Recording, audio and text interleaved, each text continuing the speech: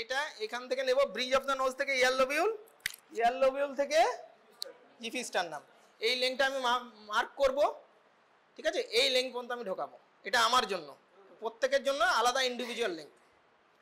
তাহলে প্রথমে সাইজ নিয়ে হলো, সাইজের ফর্মুলা বললাম, লেংথ কীভাবে মাপতে হয় বললাম। এরপরে ঢোকাবো কীভাবে, প্রথমে হচ্ছে যদি বড় বাচ্চা হয়, তাহলে যদি বাচ্চা সেন্সোরিয়াম ঠিক থাকে, মানে কনসাস বাচ্চা হয়, তাহলে আমাকে এক্সপ্লেন করতে হতে পারে। বড় বাচ্চা হলে, ছোট বাচ্চা হলে এক্সপ্লেন করার কিছু নেই, বাবা মাকে জানাতে হবে। হ্যান্ড ওয়াশিং করব, গ্লাভস পরা সবসময় দরকার পড়ে না, কিন্তু স্টেরিলাইজ করতে হবে হ্যান্ড ওয়াশিংয়ের পরে। তারপরে লুব্রিকেট করব, কিন্তু ছোট বাচ্চাদের ক্ষেত্রে লিগনোকেন ইউজ করা হয় না, ইনফ্যান্ট এজে লিগনোকেন ইউজ করা হয় না, নর্মাল স্যালাইন ইউজ করা হয়। আফটার ওল্ডার চিলড্রেনের ক্ষেত্রে আমি লিগনোকেন ইউজ করব। টিপে জাস্ট এভাবে নেব, টিপে লাগাবো, লাগিয়ে স্লোলি ইন্ট্রোডিউস করব।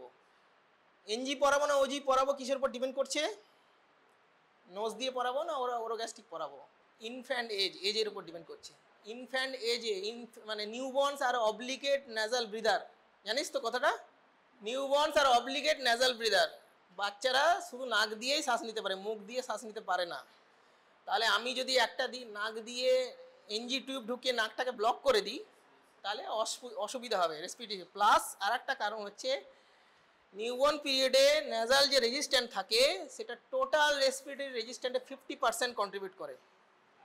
বাচ্চাদের ঠান্ডা সর্দি হলে প্রথম যে মেডিসিন দেওয়া হয় সেটা হচ্ছে ন্যাজাল ড্রপ, কোনো কাপ সিরাপ বা কিছু প্রথমে চট করে দেওয়া হয় না। ন্যাজাল ড্রপ কেন দেওয়া হয়?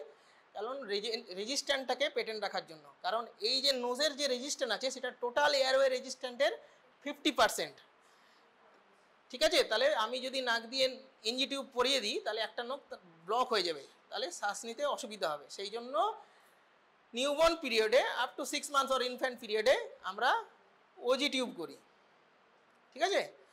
লেংথ হচ্ছে সেম, নোজ দিয়ে পরালে নাক থেকে ট্র্যাগাস, এখান থেকে মুখ মানে অ্যাঙ্গেল অফ মাউথ থেকে ট্র্যাগাস, ঠিক আছে? তারপরে তাহলে লুব্রিকেট করার পরে আমরা নোজ অথবা মাউথ দিয়ে আস্তে আস্তে স্লোলি ঢুকাবো থ্রু দ্য ফ্লোর। ঢোকানোর সময় কি হতে পারে, দুটো পরপর আছে, ইসোফেগাস আছে আর ল্যারিংস আছে। তাহলে যদি ল্যারিংসে যাই তাহলে কি হবে, কাফ রিফ্লেক্স হবে, ঠিক আছে? কিন্তু নিউবর্ন পিরিয়ডে কাফ রিফ্লেক্স অতটা স্ট্রং নয়, ঠিক আছে? তাহলে নিউবর্নদের ঢোকানোর সময় কাফ রিফ্লেক্স নাও আসতে পারে, বুঝতে পেরেছি? বড় বাচ্চা বা বড় অ্যাডাল্ট হলে কাফ রিফ্লেক্স আসে, কিন্তু নিউবর্নে নাও আসতে পারে। তাহলে আস্তে আস্তে স্লোলি ঢোকাবো, ঢোকানোর পরে এই যে আমি মেজার লেংথ নিয়েছি, মেজার লেংথ পর্যন্ত ঢোকাবো। ঢোকানোর পরে কি করব, পজিশন চেক করতে হবে, ঠিক আছে? পজিশন লাংসে আছে, মানে ল্যারিংসে আছে নাকি স্টোমাকে আছে, ঠিক আছে? রেসপিরেটরি ট্র্যাকে আছে নাকি জিআই ট্র্যাক্টে আছে, তার জন্য পজিশন চেক করতে হবে। পজিশন কীভাবে চেক করব,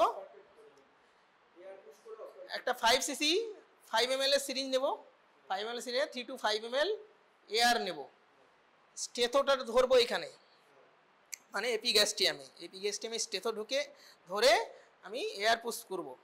এয়ার পুশ করার পর যদি আমি এখানে সাউন্ড শুনতে পাই, that means position is in the stomach. যদি এয়ার শুনতে না পাই তাহলে রেসপিরেটরি ট্র্যাকে গেছে, সেক্ষেত্রে আমাকে আবার উইথড্র করে আবার রিইন্ট্রোডিউস করতে হবে। Position checking is very important. এই পজিশন চেকটা ইভেন যদি আমি কিছু একটা ফিডিং দিচ্ছি বা কিছু করছি, প্রত্যেকবার ফিডিংয়ের আগে পজিশন চেক করতে হবে। আমাদের ওয়ার্ডে এমনও হয়েছে যে কখনো কখনো ফিডিং দেওয়ার সময় পজিশন চেক হয়নি, ফিডিং দিয়ে দিয়েছে, কোনো কারণে ডিসপ্লেস হয়ে গেছে। আগে হয়তো স্টোমাকে ছিল, ছোট বাচ্চা হয়তো এক ঝটকা মেরেছে, এটা বেরিয়ে চলে এসছে, ডিসপ্লেস হয়ে গেছে, সেক্ষেত্রে অ্যাসপিরেশনের চান্স হয়ে যায়। অ্যাসপিরেট করে গেলে কী হবে, অ্যাসপিরেশন নিউমোনিয়া হবে। তাহলে সাইজ হলো, লেংথ হলো, মেথডস হলো, তারপরে আমরা পজিশন চেক করলাম। পজিশন চেক করার পরে ফিক্সড করব। ফিক্সড আমরা ডাইনাপ্লাস্ট অথবা মাইক্রোপোর অথবা টেগাডাম দিয়ে আমরা করতে পারি। পজিশন চেক হলো, পজিশন চেক করার পরে আমরা ফিক্স করব। ফিক্সেশন আমরা ডাইনাপ্লাস দিয়ে করতে পারি অথবা মাইক্রোপোর অথবা টেগাডাম দিয়ে করতে পারি, ঠিক আছে? ফিক্সেশন হয়ে গেল। এরপর কনফার্ম হওয়ার জন্য আমরা এক্সরে করতে পারি, সবসময় এক্সরে না করার দরকার পড়ে না, মানে ডাউটফুল কেসে আমরা করতে হতে পারে। এবার এর কাজ কি কি কারণে আমরা এনজি টিউব করি, কি মনে করে বল। হ্যাঁ, একটা গেল। প্রথম ইন্ডিকেশন হচ্ছে ফিডিং। কখন আমরা এনজি ফিডিং করি? নিউ বর্নে কখন এনজি ফিডিং করি বল? কত উইক্সের নিচে? ব্রেস্ট ফিডিং কত উইক্সের? কত উইক্স? 28 to 32 উইক্সে আমরা কি করি? ওজি ফিডিং করি। 28 to 32 weeks, 32 to 34 case feeding, katori spoon feeding, তার উপরে হচ্ছে ব্রেস্ট ফিডিং। তাহলে নিউবর্ন পিরিয়ডে হচ্ছে 28 to 32 উইক্স, অথবা এনি সিক চাইল্ড, যে ক্ষেত্রে বাচ্চা নিজে ফিডিং নিতে পারছে না, এনি আনকনসাস চাইল্ড, বাচ্চা ভেন্টিলেশনে আছে, সেক্ষেত্রে আমরা ফিডিং দেওয়ার জন্য ব্যবহার করতে পারি। And also used for giving medication, কোনো একটা মেডিকেশান দিতে চাইছি, সেটা আমরা দিতে পারি। তাহলে 1 নম্বর হচ্ছে feeding and medication purpose. Second indication বল। গ্যাস্ট্রিক লাভাজ, একটা টক্সিন মানে টক্সিকোলজি, মানে টক্সিন ইনজেকশন কিছু একটা খেয়েছে, হ্যাঁ, সেটাকে আমরা লাভাজ করে বের করতে চাইছি। মেকোনিয়ামে আমরা দিতে পারি, রুটিনলি দেওয়ার দরকার পড়ে না, ঠিক আছে। তাহলে গ্যাস্ট্রিক লাভাজ করার জন্য ইউজ করা হতে পারে, কোনো ড্রাগ ইনটক্সিকেশন হয়েছে বা কোনো টক্সিন ইনটক্সিকেশন হয়েছে, তার জন্য আমরা ইউজ করতে পারি, ঠিক আছে। Third indication, gastric decompression, intestinal obstruction, পেট ফুলে গেছে, ঠিক আছে, সেক্ষেত্রে ডিকম্প্রেস করার জন্য, বা নেক্রোটাইজিং এন্টারোকোলাইটিস ও যেটা বললো, সেক্ষেত্রে গ্যাস্ট্রিক ডিকম্প্রেসের জন্য আমরা এটি ইউজ করতে পারি। তাহলে 1, 2, 3 হলো ফিডিং, লাভাজ, ডিকম্প্রেশন। 4 নম্বর এনআরপি হয়েছে, নিওনেটাল রিসাসিটেশন পড়ানো হয়েছে? হয়নি, হবে, ঠিক আছে। তাহলে আমরা নিওনেটাল রিসাসিটেশনের সময় কি করি? হার্ট রেট যদি কম থাকে, বাচ্চা যদি অ্যাপনিয়া অথবা গ্যাসপিং থাকে, তাহলে কি করি? Bag mask ventilation. বাচ্চা নিজে শ্বাস নিচ্ছে না, আমরা কি করি? বাইরে থেকে ব্যাগ মাস ভেন্টিলেশন করি। তাহলে মাসটাকে এইভাবে ধরতে হয়, ব্যাগ মাস করতে হয়। তাহলে এক্ষেত্রে মাসটা ধরলে কি হবে? একটা রেসপিরেটরি ট্র্যাক্টেও হাওয়া যাবে, সঙ্গে জিআই ট্র্যাক্টেও হাওয়া যাবে। তাহলে কি হবে? গ্যাস্ট্রিক ডিস্টেনশন হবে। আমরা যেমন ইন্টেস্টিনাল অবস্ট্রাকশনেও গ্যাস্ট্রিক ডিকম্প্রেশন করছি, এক্ষেত্রেও তাই। তাহলে স্টোমাকে যদি হাওয়া যায়, তাহলে কি হবে? গ্যাস্ট্রিক ডিস্টেনশন হবে। গ্যাস্ট্রিক ডিস্টেনশনে কি অসুবিধাটা কি হবে? উপরে কি আছে? ডায়াফ্রাম।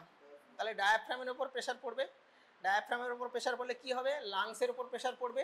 তাহলে লাংস ডিস্টেনশন হবে না, আমি ব্যাগ মাস করব, ইনএফেক্টিভ ভেন্টিলেশন হবে। তাহলে ডিউরিং নিওনেটাল রিসাসিটেশন অথবা এনি রিসাসিটেশন, বড় বাচ্চাদের ক্ষেত্রেও any type of resuscitation where bag mask ventilation is needed, সেক্ষেত্রে আমাকে এনজি টিউব আর ওজি টিউব করতে হবে to decompress the stomach. Also it is used when the child is on non-invasive ventilation. Non-invasive ventilation জানিস কি? Ventilation দু রকমের হয়, একটা ইনভেসিভ, একটা নন ইনভেসিভ। এই যে এইটি টিউব যেটা আছে, এটা আমি যখন ডাইরেক্ট ল্যারিংসে ঢুকিয়ে যখন ভেন্টিলেশনে দেব, সেটা হচ্ছে ইনভেসিভ ভেন্টিলেশন। আর একটা হচ্ছে যখন আমরা নাক দিয়ে মাস্ক, এখানে মাস্ক ফিট করে এক ধরনের ভেন্টিলেশন হয়, দেখেছিস কখনো? সিপ্যাপ, সিপ্যাপের নাম শুনে? সিপ্যাপ, বাইপ্যাপ, ঠিক আছে, সেটা হচ্ছে নাক আর মুখের উপর মাস্ক দিয়ে ভেন্টিলেট করা হয়।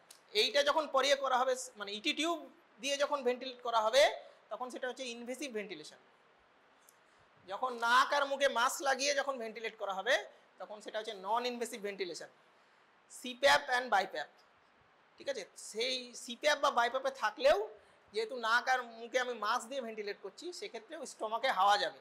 হাওয়া গেলে গ্যাস্ট্রিক মানে ডিস্টেনশন হবে, ডায়াফ্রামের প্রেশার পড়বে, লাং ইনফ্লেট করতে পারবে না, তাহলে সেক্ষেত্রেও আমাকে এনজি টিউব করতে হতে পারে, ঠিক আছে। এইগুলো মোটামুটি বইয়ে লেখা আছে। এবার আরও কয়েকটা আমি এক্সট্রা পয়েন্ট বলছি, যেগুলো বইয়ে লেখা নেই, কিন্তু বলতে পারলে এক্সামিনার খুশি হবে। সেগুলো কি কি? আমি এই এনজি টিউব হচ্ছে ঢোকাচ্ছি, ঢুকিয়ে দেখলাম কিছু দূর যাওয়ার পরে আর যাচ্ছে না, তাহলে কি? ইসোফেজিয়াল অ্যাট্রেসিয়া, ইসোফেজিয়াল অ্যাট্রেসিয়া অথবা ট্রাকিও ইসোফেজিয়াল ফিস্টুলা। তাহলে for diagnosis of oesophageal atresia অথবা ট্র্যাকিও ইসোফেজিয়াল ফিস্চুলা আমি এনজি টিউব ইন্ট্রোডিউস করার পর যদি দেখি কিছুক্ষণ যাওয়ার পরে যাচ্ছে না এবং জোর করে ঢোকালে কি হবে, ওই জায়গাটায় কয়েলিং হয়ে যাবে। ঠিক আছে, এই ইসোফেগাসের মধ্যে দিয়ে যাচ্ছে, গিয়ে কিছুদিন যাওয়ার পর দেখবো আমি যাচ্ছে না। এখানে যদি অ্যাট্রেসিয়া থাকে, অ্যাট্রেসিয়া মানে হচ্ছে পেটেন্সি নেই, তাহলে এই জায়গাটায় এরকম করে কয়েলিং হয়ে যায়। এই ঢোকানোর পরে এইভাবে রাখার পরে যদি আমি এক্স রে করি তাহলে there will be coiling of OG tube আর এনজি টিউব। তাহলে to diagnose tracheoesophageal fistula. Next হচ্ছে নাক দিয়ে ঢোকানোর সময় যদি দেখি যাচ্ছে না, তাহলে কি হতে পারে, কি বলে সেটাকে, কোয়ানাল অ্যাট্রেসিয়া। ঠিক আছে, for diagnosis of choanal atresia to check the patency of the nostril, ঠিক আছে, আমরা এটাকে ইউজ করি। ঠিক আছে, তাহলে একটা হচ্ছে ইসোফেজিয়াল ফিস্চুলা অথবা ইসোফেজিয়াল অ্যাট্রেসিয়া ডায়াগনোসিস করার জন্য, সেকেন্ড হচ্ছে কোয়ানাল অ্যাট্রেসিয়া ডায়াগনোসিস করার জন্য, 3 নম্বর আরেকটা কারণ, আরেকটা বল, ছোট বাচ্চা ক্যাথেটার করতে হবে, ফলিস ক্যাথেটার অত সাইজের, ছোট সাইজের ধর ওয়ার্ডে সাপ্লাই নেই, তাহলে আমরা infant feeding tube can be used as a catheter in infant age. তাহলে ইনফ্যান্ট এজে, বিশেষ করে নিউবর্ন এজে 5 ফ্রেঞ্চ অথবা 6 French OG tube can be used as a urinary catheter. ঠিক আছে, খুব কমনলি ইউজ হয়, আমরা ওয়ার্ডে ছোট বাচ্চার ক্যাথেটার করার জন্য কিন্তু আমরা ইনফ্যান্ট ফিডিং টিউব ইউজ করি। 4 নম্বর, প্রিটার্ম বাচ্চার একটা এন্টিটি হয় যেখানে সারফ্যাক্ট্যান্ট ডেফিসিয়েন্সি থাকে, কি বলে সেটা, হ্যাঁ, এআরডিএস তো অ্যাকিউট রেসপিরেটরি ডিস্ট্রেস সিনড্রোম, সেটা হচ্ছে বড় মানে অ্যাডাল্টেও হয়, বাচ্চাদেরও হয়। জন্মের পরে সারফ্যাক্ট্যান্ট ডেফিসিয়েন্সি হলে যেটা হয় সেটা কি বলে, RDS, respiratory distress syndrome or hyaline membrane disease. ঠিক আছে, কত উইকসের নিচে হলে চান্স ম্যাক্সিমাম 28 উইকস। তাহলে সেক্ষেত্রে আমরা কি করি, বাচ্চাকে সারফ্যাক্ট্যান্ট আমরা দিই। সারফ্যাক্ট্যান্ট ডেফিসিয়েন্সি থাকলে বাইরে থেকে সারফ্যাক্ট্যান্ট পাওয়া যায়, আমরা রুটিনলি দিই। ঠিক আছে, যদি এক্স রে ফিচার্স সাজেস্টিভ থাকে অথবা ভেন্টিলেশনে খুব হাই অক্সিজেন লাগছে, সেক্ষেত্রে আমরা সারফ্যাক্ট্যান্ট দিই। সারফ্যাক্ট্যান্ট কীভাবে দেয় সেটাকে প্রসিডিউরটা, অনেক প্রসিডিউর আছে, তার মধ্যে মোস্ট কমনলি আমরা যেটা দিই সেটা হচ্ছে ইনশিওর টেকনিক। ইনশিওর টেকনিক কি, INSURE, ensure technique, most commonly used method to give surfactant. Ensure মানে হচ্ছে ইনটিউবেশন, এই যে এটা হচ্ছে ইটি টিউব, আমি বাচ্চাকে ইনটিউবেট করব, এটা দিয়ে ইনটিউবেট করব, ইনটিউবেশন। এইবার কি হবে, এই যে এনজি টিউবটা আছে সেটা আমি এটার মধ্যে দিয়ে ঢোকাবো, তারপরে এই পাশ দিয়ে আমি সারফ্যাক্ট্যান্ট সিরিঞ্জে নেব, এই পাশ দিয়ে আমি পুশ করব। তাহলে IN for intubation, SUR for surfactant, E for extubation. Surfactant দেওয়া হয়ে গেলে এটাকে খুলে নেব।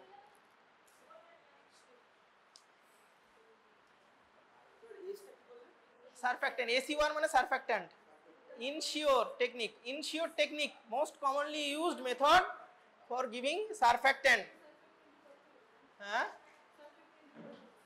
Surfactant for extubation, intubation, extubation মানে ইটি টিউব পরানোর পরে।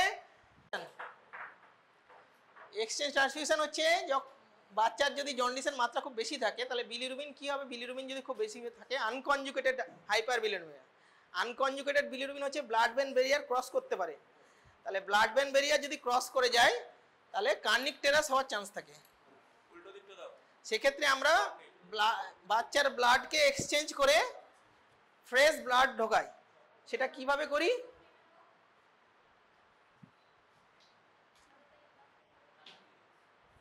আম্বিলিক্যাল ক্যাথেটার করে। আম্বিলিক্যাল ক্যাথেটার করার জন্য এটা ইউজ হতে পারে, যা আছে তাই, বুঝতে পারলি। It can be used as A umbilical catheter in resource limited setting.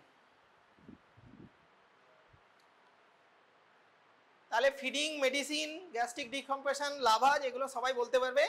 এই পয়েন্টগুলো পরে যেগুলো বললাম সেগুলো হচ্ছে বলতে পারলে ভালো হয়। বোঝা গেল? তাহলে একটা ট্র্যাকিওএসোফেজিয়াল ফিস্চুলা, একটা কোয়ানাল অ্যাট্রেসিয়া, একটা হলো কি বললাম ইউরিনারি ক্যাথেটার, একটা হচ্ছে সারফেক্টেন্ট অ্যাডমিনিস্ট্রেশন, আর একটা হচ্ছে এক্সচেঞ্জ ট্রান্সফিউশনের সময় আম্বিলিক্যাল ক্যাথেটার ইউজ করা যেতে পারে। ঠিক আছে, এটার ইন্ট্রোডাকশনে কোনো কন্ট্রাইন্ডিকেশন আছে?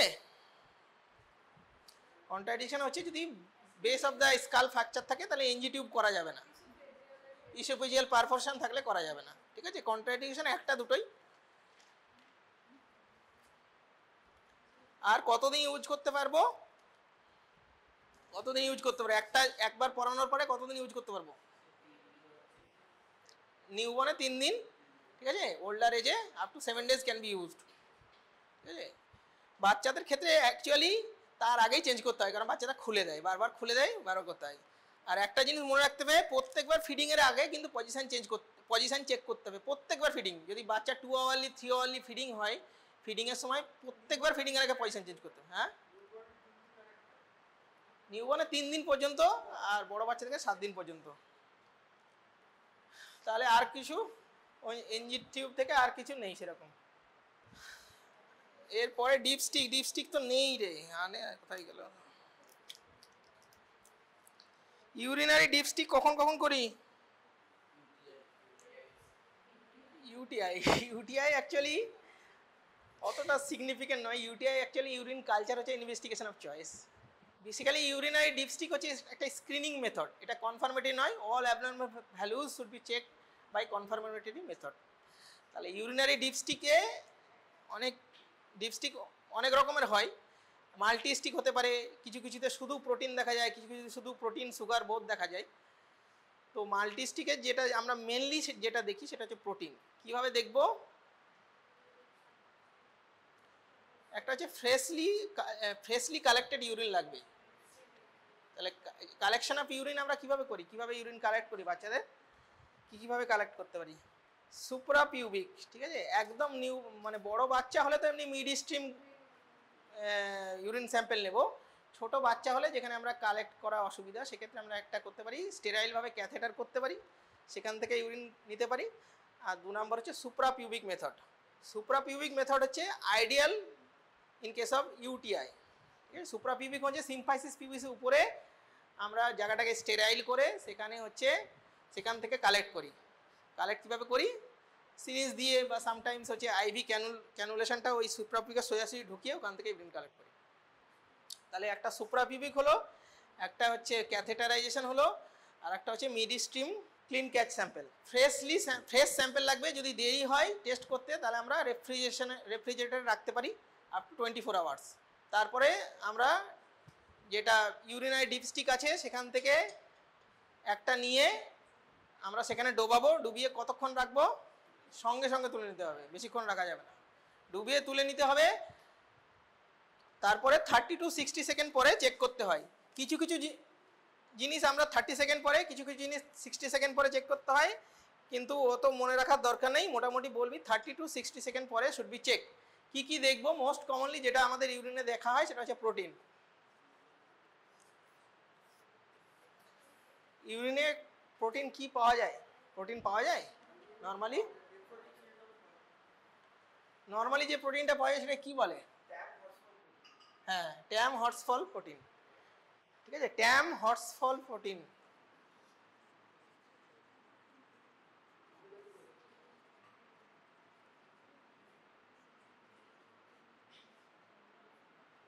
এই প্রোটিনটা নর্মালি ইউরিনে পাওয়া যায়। তাহলে ডিপস্টিক ডুবিয়ে ওঠানোর পরে 30 থেকে 60 সেকেন্ড পরে আমরা দেখব এই সাইডে হচ্ছে ডিপস্টিকের সাইডে মার্কিং থাকে, এটা মিলিয়ে দেখতে হয়। কালার থাকে, সেই কালারের সঙ্গে মিলিয়ে দেখতে হয় কোন কালারের সঙ্গে ম্যাচ করছে। এবার সেটা নেগেটিভ হলে একরকমের কালার হবে, 1+, 2+, 3+, 4+ হলে আলাদা আলাদা কালার হবে। তাহলে urine ডিপস্টিকে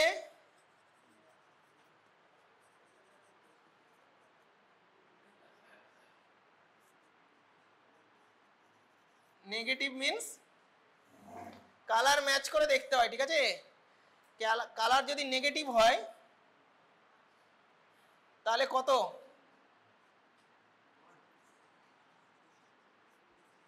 urine protein less than 10 mg/dl। যদি 1+ হয়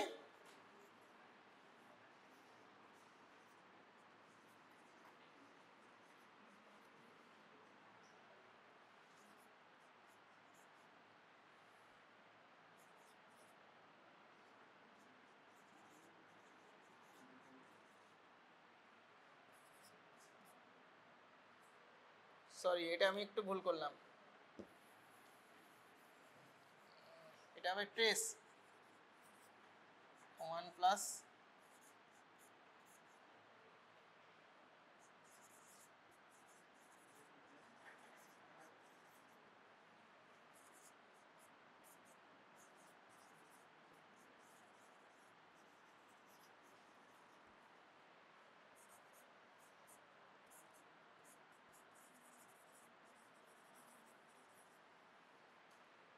তাহলে কালার ম্যাচ করে আমরা যদি 3+ পাই, that means urinary protein excretion is 300 to 100 mg/dl। প্রথমেই বলেছিলাম ইউরিনারি এটা হচ্ছে screening method, it is not a confirmatory method, it is screening method. Ideal test কি ইউরিনারি প্রোটিনের? আইডিয়াল কি 24 আওয়ার্স ইউরিনারি প্রোটিন এক্সক্রিশন, 24 ঘন্টা ধরে ইউরিন ধরতে হবে, ঠিক আছে? আজ সকাল 8টা থেকে শুরু করব, পরের দিন সকাল 8টা, সেই ইউরিনে হচ্ছে প্রোটিন এস্টিমেশন করতে হবে। এই নর্মাল ভ্যালু কত, এগুলো সব হচ্ছে মনে রাখতে হবে, খুব দরকার।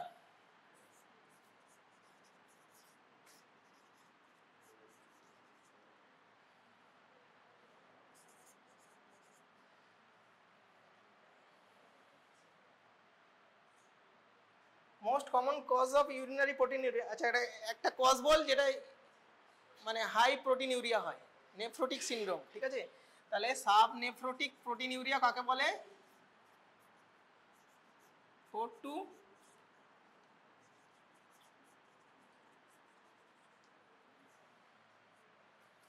and nephrotic range proteinuria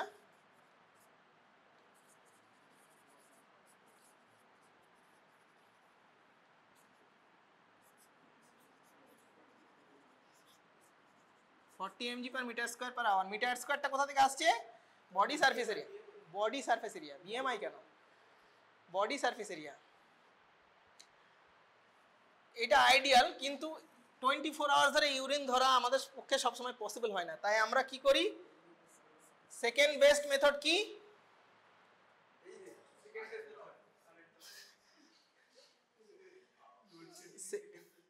second best spot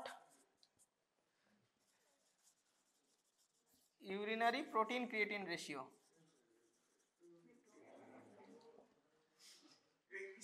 Spot urinary protein creatine ratio, normal value is less than 0.2, 0.2 to 2 হচ্ছে সাবনেফ্রোটিক,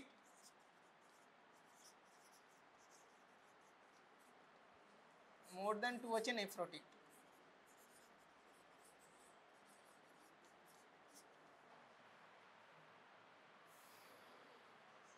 spot urinary protein creatinine ratio,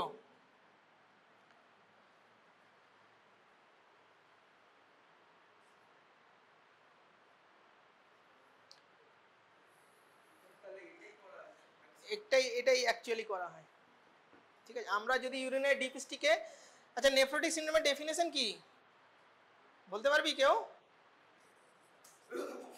recently change হয়েছে ডেফিনেশন, বইতে চেঞ্জ হয়েছে কিনা আমি জানি না, কিন্তু রিসেন্টলি চেঞ্জ হয়েছে। কি ডেফিনেশন?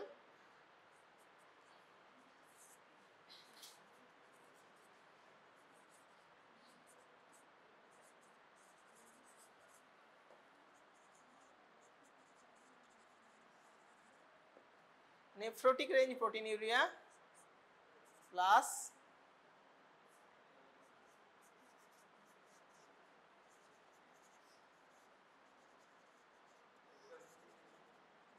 Hypoalbuminaemia plus oedema. তাহলে নেফ্রোটিক রেঞ্জ প্রোটিনিউরিয়া আমরা কি কি বললাম, ভ্যালুগুলো মনে রাখতে হবে। একটা হচ্ছে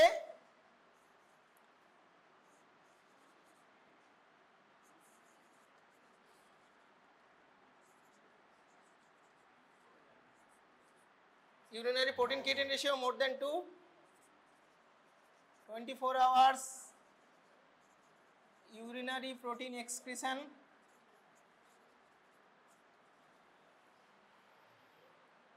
more than 40 mg per meter square per hour, এগুলো সব or urine dipstick more than equals to 3 plus or 4 plus. Hypoalbuminemia means albumin হচ্ছে less than 3 gram per dl। মনে করে দেখ যদি পড়ে থাকিস এই ডেফিনেশনের সঙ্গে আরেকটা জিনিস অ্যাড হতো যেটাকে রিসেন্টলি অমিট করা হয়েছে, এটা হচ্ছে পোটেনশিয়াল এমসিকিউ আসতে পারে যে which of the following are not a part of nephrotic syndrome. Nephrotic range proteinuria, hypoalbuminaemia, oedema. আগে আরেকটা অ্যাড ছিল ক্রাইটেরিয়াতে, এই তিনটেই থাকতে হবে। ইডিমা তো বললাম, ইডিমা তো ওভারঅল ইডিমা, কিডনি কজে প্রথমে তো মুখ থেকেই শুরু হয়। আগে ছিল হাইপার কোলেস্টেমিয়া, যেটাকে রিসেন্ট আইএসপিএন গাইডলাইন বলেছে hypercholesterolaemia is not a essential criteria. তাহলে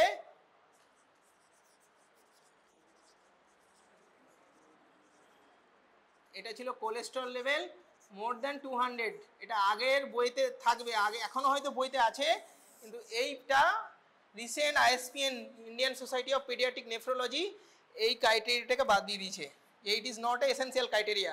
এটা কিন্তু রিসেন্ট এমসিকিউ কোশ্চেনে আসতে পারে, which of the following are not a part of nephrotic syndrome. বইতে চেঞ্জ না হলেও এটা মনে রাখতে হবে, পরে হয়তো বইতে চেঞ্জ হবে। তাহলে ইউরিন ডিপস্টিকে 3 প্লাস 4 প্লাস, কোন কোন ইউরিন ডিপস্টিক ফলস পজিটিভ কখন হতে পারে? অনেকক্ষণ ডুবিয়ে রাখলি, prolong immersion, concentrated urine, alkaline urine, contamination with blood. আর অ্যালবুমিন লেভেলটা আগে এটা 2.5 ছিল, এখন এটাকে বাড়িয়ে দিয়েছে, এটা 3 হয়েছে। আগে এটা 2.5 ছিল, অ্যালবুমিন লেভেল লেস দ্যান 2.5 ছিল আগে ডেফিনেশনে, এখন হচ্ছে 3 হয়েছে, এটাও মনে রাখিস। একটা হচ্ছে প্রলং ইমারশন, আমি বললাম 30 মানে ডুবিয়ে তুলে নিতে হবে, 30 থেকে 60 সেকেন্ড পরে চেক করতে হবে। যদি অনেকক্ষণ ডুবিয়ে রাখিস ফলস পজিটিভ আসতে পারে। যদি ব্লাড থাকে কন্টামিনেশন, হিমাচুরিয়া যদি থাকে তাহলে হতে পারে। 2 নাম্বার হচ্ছে কনসেন্ট্রেটেড ইউরিন যদি থাকে, আর অ্যালকালাইন ইউরিন। ফলস নেগেটিভ হচ্ছে উল্টো, যদি ডাইলুটেড ইউরিন থাকে, অ্যাসিডিক ইউরিন থাকে, সেক্ষেত্রে ফলস নেগেটিভ আসতে পারে। Diluted urine, acidic urine. তাহলে মোস্ট কমনলি আমরা ইউরিনারি ডিপস্টিকে প্রোটিন দেখি, এছাড়া আর কি দেখতে পারি? সুগার বাচ্চাদের সুগার কখন পাওয়া যাবে? ইউরিনে সুগার, ইউরিনের সুগার ডায়াবেটিক নেফ্রোপ্যাথিতে পাওয়া যায়, কিন্তু বাচ্চাদের খুব একটা আমরা দেখি না, ঠিক আছে? ডায়াবেটিক নেফ্রোপ্যাথি খুব, বাচ্চাদের টাইপ 1 ডায়াবেটিস হয়, ঠিক আছে? তাহলে ডায়াবেটিক নেফ্রোপ্যাথিতে সুগার দেখতে পারি। আর কোথাও দেখতে পারি? আর কি কি দেখতে পারি? আর একটা হচ্ছে ব্লাড ইন ইউরিন, এটা কি বলে? হিমাচুরিয়া। তাহলে ব্লাড দেখতে পারি। নেক্সট হচ্ছে আমরা 2 নম্বর হচ্ছে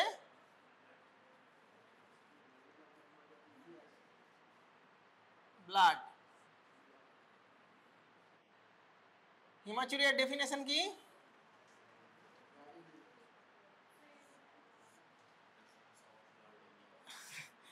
সেটা তো হলো আরবিসি মোর দ্যান 5। অ্যাকচুয়ালি আমি বললাম ডিপস্টিক অলওয়েজ হচ্ছে স্ক্রিনিং মেথড, আইডিয়াল মেথড আছে ইউরিন টেস্ট করতে হবে। তাহলে RBC more than 5 in high power field, এটা হচ্ছে হিমাচুরিয়া ডেফিনেশন। তাহলে হিমাচুরিয়ার কয়েকটা উদাহরণ বল, এক্সাম্পল বল। নেফ্রাইটিক সিনড্রোম, বেসিক্যালি হিমাচুরিয়া দুটো কজে হতে পারে, একটা গ্লোমেরুলার কজ, একটা নন গ্লোমেরুলার কজ। গ্লোমেরুলার কজের উদাহরণ হচ্ছে গ্লোমেরুলার নেফ্রাইটিস, পিএসজিএন বা any type of glomerular nephritis. Extra glomerular কজের ওগুলো সব গ্লোমেরুলার কজ। নন গ্লোমেরুলার যদি কজ বলি তাহলে কি কি হতে পারে? Most common cause UTI, urinary tract infection, UTI হতে পারে, ঠিক আছে। আর হচ্ছে ট্রমাতে হতে পারে, আর একটা হতে পারে স্টোনে হতে পারে, যদি কিডনি স্টোন হয় সেক্ষেত্রে হতে পারে। হ্যাঁ, বাচ্চাদেরও হয়। বাচ্চাদের স্টোন মানে হচ্ছে তোর আন্ডারলাইং কোনো সিস্টেমিক ডিসঅর্ডার আছে, ঠিক আছে। বাচ্চাদের যদি স্টোন পাস তার মানে তোকে আন্ডারলাইং কোনো সিস্টেমিক ডিসঅর্ডার আছে, সেটাকে ইনভেস্টিগেশন করতেই হবে। বাচ্চাদের এমনি এমনি হয় না, ঠিক আছে। তাহলে হিমাচুরিয়ার গ্লোমেরুলার কজ যদি বলি তাহলে পিএসজিএন বা any type of glomerular nephritis. Extra glomerular cause যদি বলি তাহলে trauma, UTI, most common cause UTI, trauma, infection, any coagulopathy, ঠিক আছে। আর কি কি পেতে পারি? আর কি কি টেস্ট হতে পারে? হ্যাঁ, ইউরিন ডিপস্টিকে হয় না। নেক্সট হতে পারে সুগার বললি, ঠিক আছে। সুগার হতে পারে গ্লাইকোসোরিয়া, মানে ডায়াবেটিক কিটোঅ্যাসিডোসিস, মানে ডায়াবেটিক নেফ্রোপ্যাথি হতে পারে। 4 নম্বর যেটা দেখা হয় আমরা কমনলি দেখি কিটোন বডি। কিটোন বডি কখন পাওয়া যায় বডিতে? ডায়াবেটিক কিটোঅ্যাসিড, যে ক্ষেত্রে কিটোনেমিয়া, মানে কিটোঅ্যাসিডোসিস যে ক্ষেত্রে হচ্ছে সব কিছুতেই কিটোন বডি পাওয়া যেতে পারে। তাহলে এক্সাম্পল যদি আমরা বলি তাহলে কি কি হতে পারে? ডিকে হতে পারে, সাম ইনবর্ন এরর অফ মেটাবলিজম হতে পারে। আমাকে বাচ্চাদের রেলিভেন্টে বলতে হবে তো। তাহলে ইনবর্ন এরর অফ মেটাবলিজম কয়টা উদাহরণ? যেমন হচ্ছে অর্গানিক অ্যাসিডেমিয়া, আর মাইটোকন্ড্রিয়াল ডিসঅর্ডার।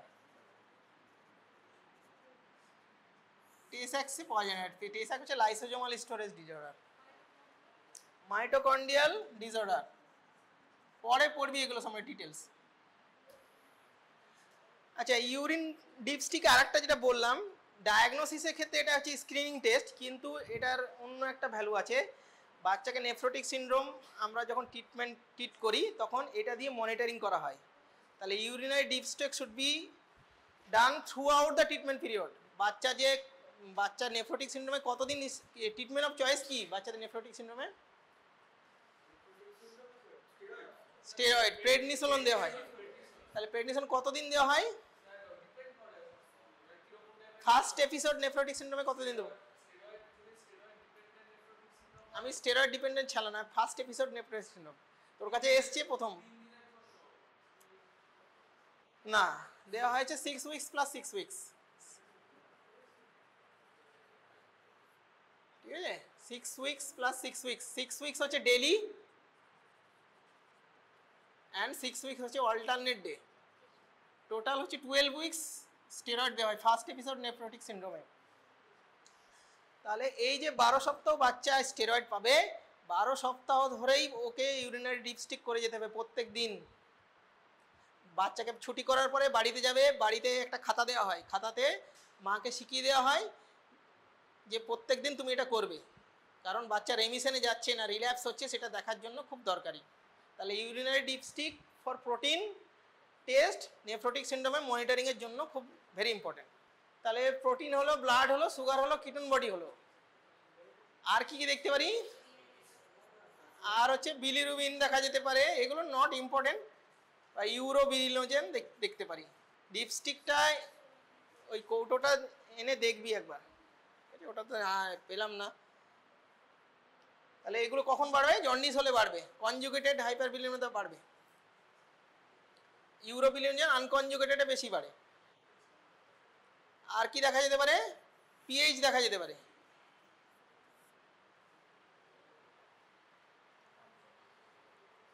এগুলো অতটা দরকার নেই।